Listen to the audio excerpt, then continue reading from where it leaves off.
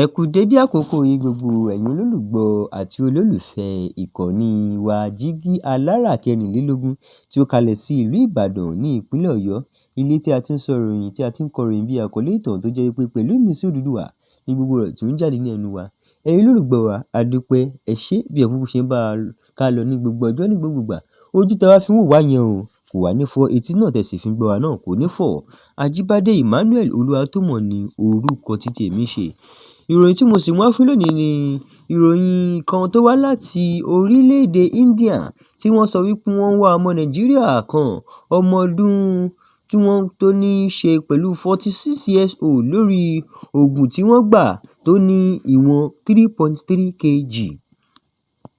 Àwọn aláṣẹ ní orílẹ̀-èdè India ti kéde pé wọ́n ń wá ọmọ Nàìjíríà kan, Emmanuel Afam, ọmọ ọdún 84, nítorí ẹ̀sùn tó kan oògùn tí wọ́n gbà tó ní ìwọ̀n 3.3 kg.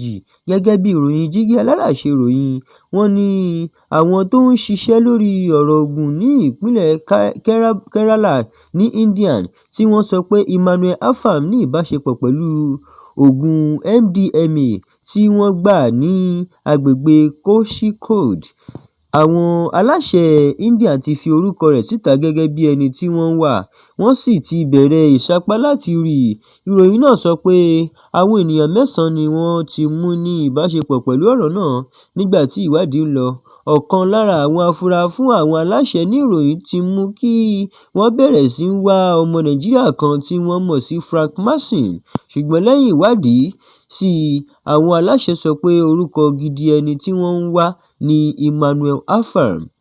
Àwọn aláṣẹ tún sọ pé ó ti lo ọ̀pọ̀ nọ́mbà fóònù àti ọ̀nà míì láti máa jẹ́ kí ó rọrùn láti tọpasẹ̀ rẹ̀.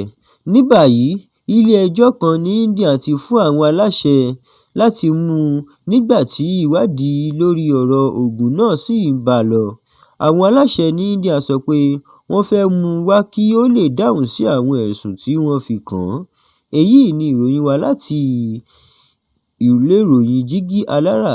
Ẹ ṣeun fún gbígbọ́ wa. Báyìí sì náà ni mo fún yín ìròyìn títí wa ti òní. Ẹ ṣé, ó dàbọ̀.